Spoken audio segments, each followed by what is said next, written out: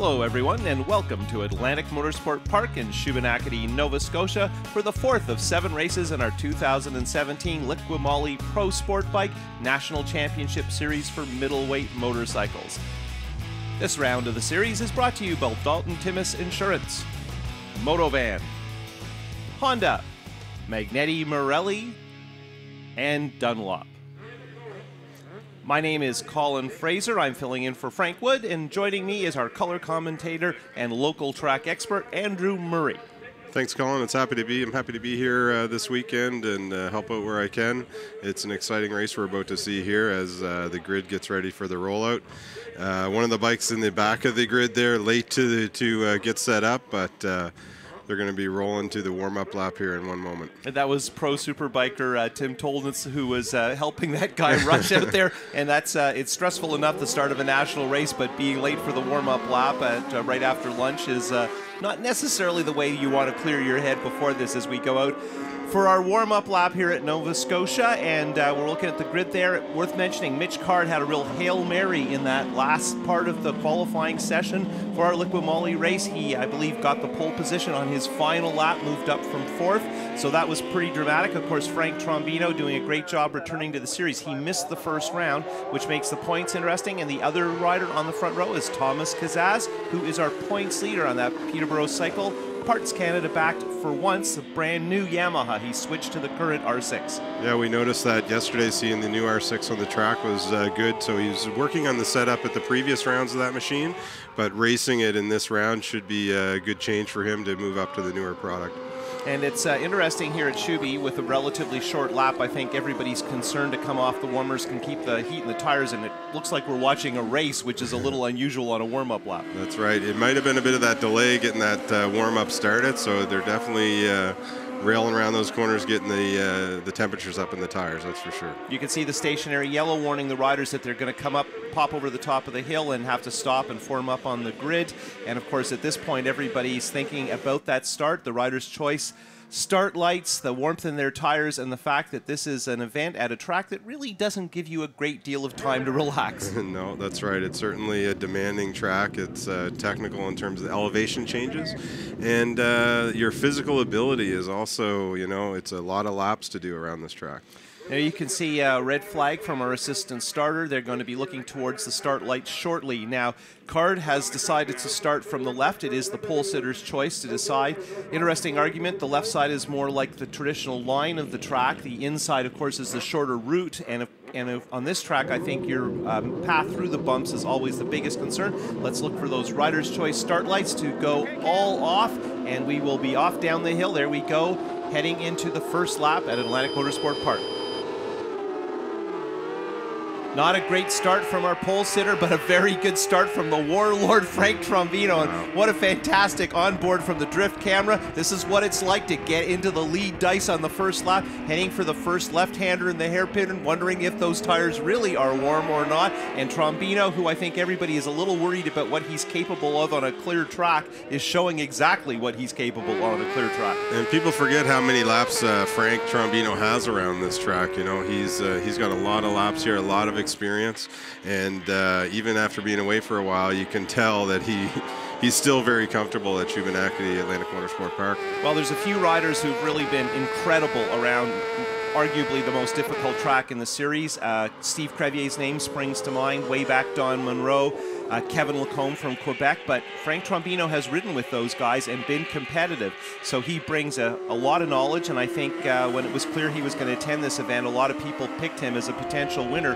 And Frank tends to be a little bit of a slow starter these days. At 44 years of age, you can see why he might take a moment or two to get organized, but he didn't slow start here. No, he's well on his way here, picking up the pace and trying to throw down some hot laps to see if he can't get a bit of a gap between him and I believe that's Thomas Kazaz in front of Mitch Card for third. Yeah, going on board once again on the drift camera with Card's Yamaha, and he and Kazaz, of course, seem to be locked in a points race. Battle for the championship. Trombino playing catch-up because he missed the opening round. And here we go on board with Noyles, our local rider who hasn't been part of the series, but it has been on the podium in this race in previous years. Yeah, again, that sort of comes down to that local knowledge, where the lines are. He's obviously riding this track at all of the regional events. He knows the changes that have happened to the track over the course of the season. And there we are on board, having a really good look at the back of Stacy Nesbitt's Honda, and we have really some good dices throughout the pack here, and the pace is a little hotter than it has been in previous seasons, but I think worth mentioning, there's a lot more dicing and a larger group of riders in our middleweight class. That's right. And I think that that fight you're looking at now is with our local rider, Caleb Noyles, number 17, and Stacy Nesbitt. We'll see how that pans out as it continues. Yeah, and interesting to have a fair number of Hondas at the front of the pack. Yamaha and Hondas predominantly at the moment. Our top Kawasaki rider, Christopher Garvey, he is not here this weekend, so that frees up theoretically some points at the front. Trombino playing catch-up in the standings because he missed that first round, but he won the second round and almost won round 3 at Autodrome Saint Eustache. So as soon as Frank arrived with that ProStar Honda, he has been a major factor, and of course he's more than double the age of the guys right behind him and able to show them quite a lot about this track. Exactly. It's you often wonder, there's always something to be learned, and the young guys behind Frank now, I'm sure they're learning something with his experience that he has around this circuit. Always tough at Shuby, make a small mistake. Oh my goodness. Ooh, wow. Card in determined mood trying to make a move on Kazaz. Ooh. That was hairball stuff, and it's really kind of one line through turn 7 off the back straight, which of course is by no means straight. And I think the young guns have caught up to Frank, but they've got to be careful. If they start dicing amongst themselves, that could allow Frank to get clear again. And of course, everybody's going to see their pit board and read in a moment what they don't want to know is they're not on their own. Exactly, yeah. And it's interesting, trying to get that drive onto the front straight to make the turn 1. And get in front of Kazaz, and he made the pass, Colin. Yeah, that was a ballsy move, and there wasn't much room, and I think that we actually got a first-hand opportunity to see when people talk about, don't leave the door open a crack. Well, the door was barely open at all, and big commitment by Card, and of course, what we're watching, we're now on board with Thomas's Yamaha, is the 2 guys who are trying to win the championship. Well, arguably the 3 guys, and none of them can afford to drop any points. They all need them desperately, but they're not riding like they're worried about points. No, they're obviously riding to win, that's for sure, watching them come down. Again, that drive down the roller coaster, down turn 5, 6A and B, and now into 7. So important to carry your speed in 7, and that's driven by your corner speed through 4 and 5. And it is interesting, too, Andrew, that I think that's Caleb maybe finally getting a move on Stacy there. Let's see what we see from the other. Okay, yeah. So there's Stacy. So Caleb has got by Nesbitt. I think that's for 4th. Good dice between the 2 Hondas, not too far behind our lead group. There you can see the leaders clicking in another lap at the start-finish. It's really a popular passing position there in turn 9 as they go into the carousel. A little bit late braking for Caleb allowed him to go up the inside and make the move on Stacy. Yeah, good battle there. Stacy with a fair bit of experience here over the years in various support classes and having a rough start to her season on board that Black Riders Honda. Noyles, of course, hasn't been with us at all this year, but I believe 2 years ago was on the podium here. So certainly a major factor here and capable at other venues if he chooses to travel. Exactly, yeah. It's great to see Caleb out there, and someone sort of missing from this group that we haven't seen is the other local rider of Jacob Shaw O'Leary. I think he's running a little bit further in the pack after running through the pits earlier on. Yeah, it looks like he's making a charge. Of course, he's come back from injuries suffered at Grand Bend to his hand, so this is his home race with his local sponsor, Pro Cycle and Honda, who are also the sponsors of this event, so they'd like to see a good performance out of him. And while we're watching this fairly tight shot of Frank Trombino with the young guns chasing, it's interesting that when you watch Frank by himself, it doesn't look like they're riding that fast. As soon as you see the other guys right behind him, I think just because their riding style is more aggressive, more of a young rider style, Frank is so smooth on the bike. Yeah. And it's interesting, if you watch carefully, Frank has made a couple of small mistakes, but he doesn't let the race pace get away from him. He regroups really well. Exactly, yeah. Like even Mitch Card there running a little wide in turn 3, allowing Kazaz to reel in maybe a bike length in this section as they go into turn 4. We'll see if he can do anything down the back straight, trying to set him up as he comes up over 5. And Card being the wily veteran of these two at 21 against Kazaz, who just turned 18. And I think maybe Card a little more of an aggressive riding style, Kazaz a little more of a studied approach. Yep. And it's fun. These two together always are entertaining. They really are, and like you said, this is certainly the upcomers that we're watching here, these two guys, and we'll see how they progress through this class and what they determine to do maybe in Superbike in years to come. Well, certainly both of them have big Superbike ambitions, and winning a Pro Sport Bike title is definitely a stepping stone towards that class. We've seen Jody Christie and Kenny Reedman climb the ladder in the traditional way, and one of the key moments in your career is winning Pro Sport Bike. Exactly. Again, down into turn one. Hard to determine here, but it's possible that Kazaz is really just trying to follow Mitch Card as they go through and see if he's trying to find a good spot where he might be able to make a move. Well, you wonder at this point, wearing out Card seems like not a bad plan, but they faded just a bit away from Frank again, the way they were in the early lap or two. And that's, if either of these guys want to get maximum points, the two younger riders, really, if Frank gets a second and a half, 2 seconds ahead, that's an almost insurmountable gap at this track. It really is. The lap times are short here, and like you said, it's technical and tight, and it is hard to pass, there's no doubt. So if they start dicing up again, they're going to get gapped even further, as he almost tries to make a move up the inside going into the carousel. Yeah, definitely, Kazaz is shopping aggressively for second place, and there you can, well, you know, Card, there's no question Card is pushing hard. Yeah. Down on the back straight, here we go. Up onto the start-finish area, going down the hill into turn one, and looks like Card was chasing it on the brakes just a bit there, which is certainly not unusual. And there, let's see, get a glimpse of Trombino in the lead. Yeah, so Trombino's just over a second ahead, which is not good for these guys. They've lost some time just in that last lap. And you got to wonder if Kazaz is thinking if he could just get in front of Mitch Card, that he might be able to gather some of that time up on Frank. But you're right, Frank's pulling away from that shot. Yeah, and it seems like if Frank can get his rhythm when he returned to the series at round 2 at Grand Bend, it took him a couple of laps to get through these guys, but then he steadily marched away and really showed the differences in his riding style and his slightly different lines and his such a relaxed approach. And of course, to ride this track that way, so relaxed when the track is such a challenge, is, you know, very few people have accomplished that. Yeah, it's really difficult, and he's certainly fun to watch, certainly as he goes through turn 9, and here they are in 10 now. Heading up the hill where you have a good look at the sky, oh, that back shot really illustrates it, that you're faced with really nothing in terms of reference in a very tricky corner where if you run off, you're almost certainly not going to make it on the runoff. Having said that, Card ran off where we're in right now and actually managed not to crash during qualifying. So remarkable riders can do remarkable things at this track, but it is definitely not a place where you want to make any kind of major mistake. No, exactly. And the last 3 rounds of the series have been more forgiving tracks with more runoff, flatter, easier to survive a small error. Here, total concentration, no time to relax. I mean, the guys joke about the fact they don't always get to read their onboard lap timers because they're just too busy riding the motorcycle. They're definitely too focused. And here's the back straight, often like we refer to it as not so straight. It's the big kink down the back as they lead into 7.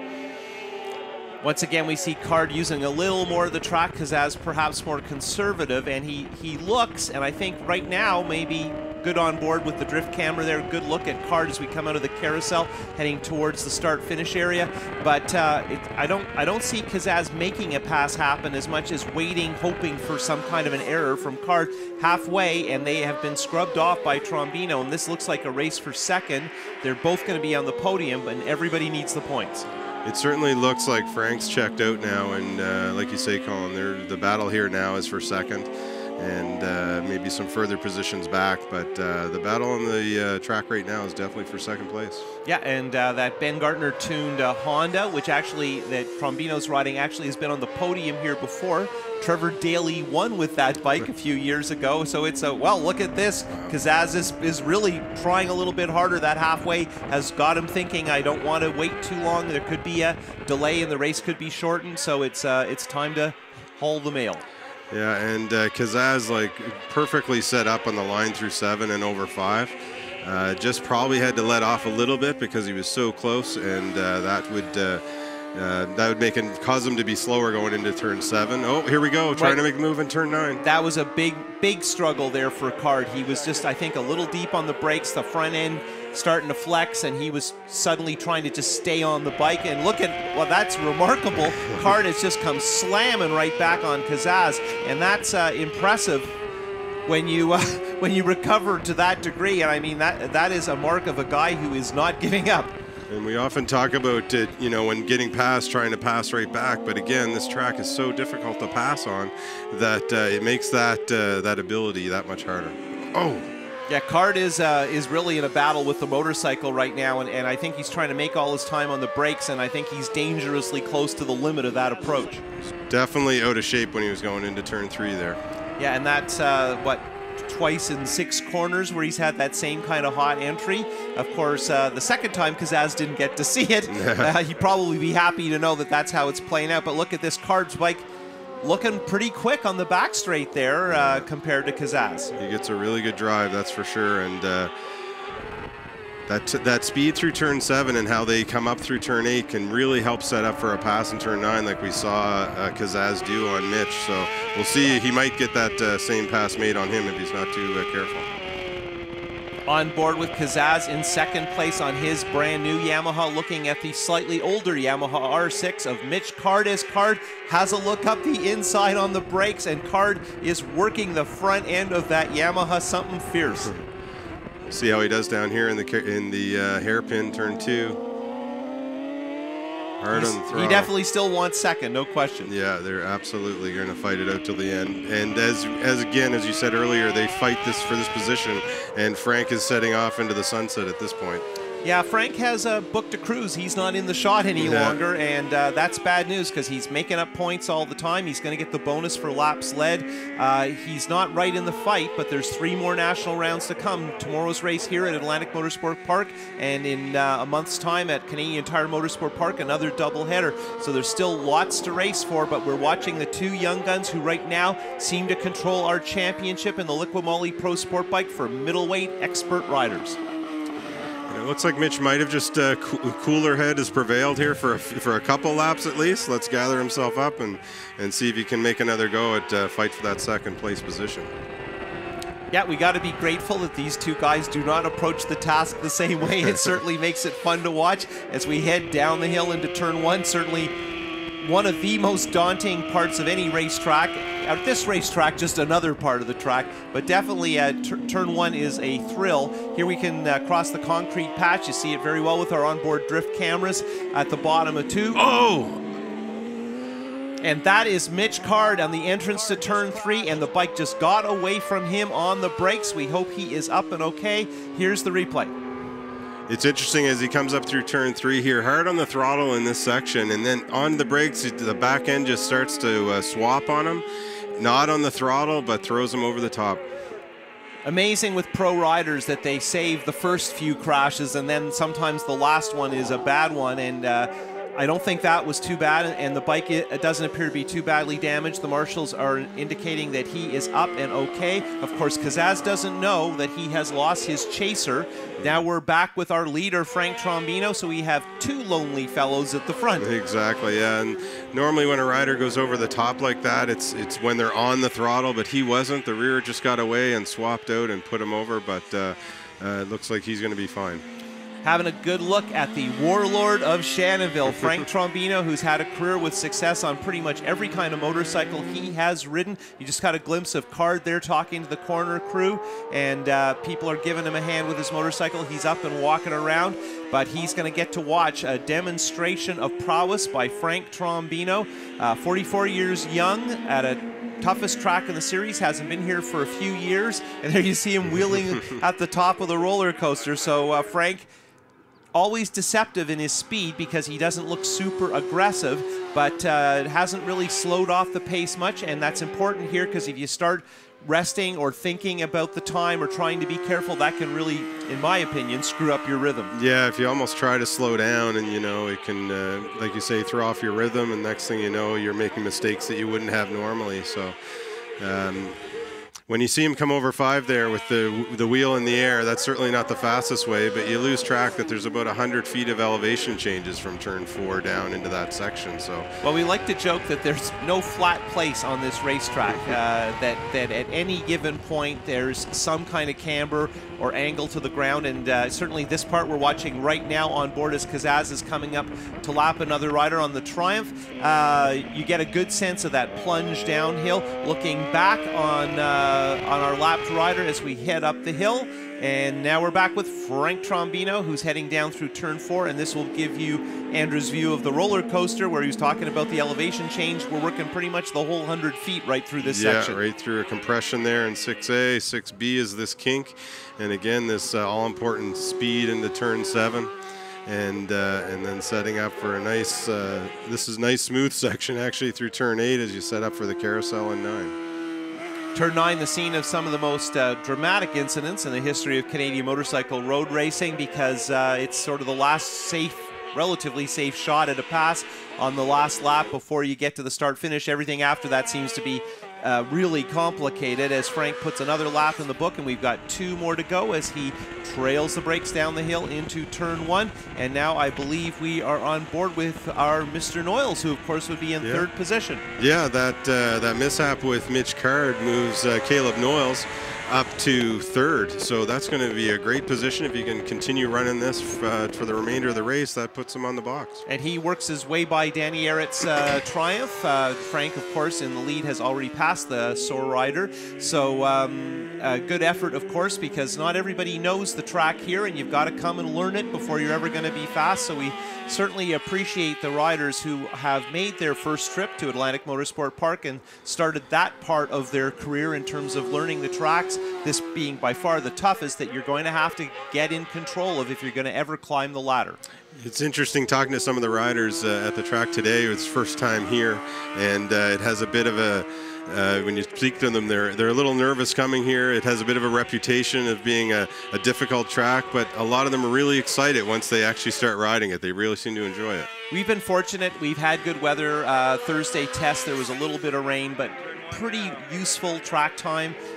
Which always helps a lot if you're going to make the trip and burn through the tires and whatnot and try and learn. And while we're talking about tires, we haven't spoken much about our Dunlop slicks that these bikes use. First year for the slicks in the sport bike class, and riders seem happy about that switch, and probably at a track like this, the slight advantage of the construction of the slicks is helping a little bit around Atlantic Motorsport Park. And even with the setup of the bike, when we look at Frank's bike, if you focus on that rear tire, you can see it's not getting chewed up. It's running really well. It looks like it's wearing well for him in the few shots. So you pointed out earlier that Frank probably isn't making any time wheeling, and I would argue Frank's just having a good time wheeling. I think he's enjoying the last few laps of this race, and he knows where all the spectators are with the cameras too. So this is our 4th race of the season in this class. We don't want to put the curse on Frank. He missed the first round at Shannonville, but if he takes the victory today, which is looking likely, he will be 2 for 3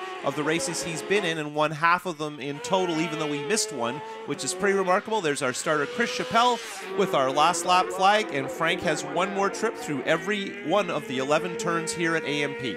Yeah, he just has to hold it together. As you know, he's got it on autopilot at this point, so if he can just rail through these next 11 corners, he'll see the checker. Yeah, decided to change the line in 2 and not bother to cut down to the apex. Yeah, I think Frank maybe has just backed it off a hair now. He's not going slow, no, but he's being slightly more careful, and you can't blame him. A marvelous event for him, well judged, and you can't say enough about him taking on these guys less than half his age who are super hungry and quite talented. And to flip it around, I think it's terrific that, whether they like it or not, Racing Frank is going to improve what they're capable of. Absolutely, and it does, like everyone's learning from everyone, there's no question, and it's obvious that Frank still loves this track. Well, the track seems to like him still, and he has such a fantastic history around this place. Now we got 2 prints. Frank having a look at who knows what in the forest that leads down the hill to the river. Up onto the front straight on the Pro Star Honda CBR 600 RR. There you go, classic Frank Trombino wheelie, and he takes the win on our Liqui Moly Pro Sport Bike middleweight event here. Let's look at those boards. Kazaz, a solid second, holding on to his title championship points lead. Noyle's making his way up to third after a poor start. Jacob Shaw O'Leary blasting all the way to fourth after all kinds of trouble. Stacey Nesbitt hanging on for fifth, which is a good result after a troubled series. And then Jean-Marc Bilger, we didn't see him much. First Kawasaki, he's been struggling in his rookie pro season, but sixth at AMP after everything he's been through is a terrific result. David McKay in his first start here, working his way through the championship, and there you see what makes Frank famous. A little bit of exuberance that everybody enjoys as Trombino takes it on the cool-off lap, waves to the marshals, and thinks, well, that wasn't that bad. Big stand-up wheelie over 5 for the spectators in the roller coaster. Frank with some of that old school exuberance, made famous by people like Steve Crevier, a guy he's raced with plenty here, and heading down for his final trip on the Honda 600 today through turn 2. You can hear the response of the crowd and the marshals, everybody happy, and I think the return of Frank here is very, very popular with the fans, and also is a signal that things are going well with the series. Exactly. I had a bad start, and then you know, Stacy's about 8 feet wide, and I was trying to be nice, you know, she's my pit stall mate, you know. So had to wait for her to make a mistake and get by her, and then I had to put some solid laps on to catch up to the front runners, and I don't know, I guess that race was all about maintaining tire grip, and I seemed to be able to keep it right to the end. You know, it was a good race. Frank got an awesome start, and then Mitch and I, we were hanging in there trying to keep up, and hopefully tomorrow we get a better start and we can fight for the win. Once we were out there, I knew everyone, Tommy and Mitch, it was going to be a little bit of a battle. I really thought that they'd be with me all the way, so I just wanted to put my head down, and like I said, I brought it back to 2008 when Crevier, Picard, and everybody else was out there on the grid, even, so many names. But I'm glad it worked out for us. Nice to see the Nova Scotia crowd. I do remember a lot of faces and friends. I just want to thank you for coming up and putting up with the weather, although it's a little hot. Thank you. Team ProStar, thank you. So now we'll wrap it up in our first of 2 Liqui Moly Pro Sport Bike National Rounds here at Atlantic Motorsport Park, presented by Honda Canada and Pro Cycle. On behalf of the entire crew, we'd like to thank you for watching. We'll be back with the next race tomorrow on CSBK.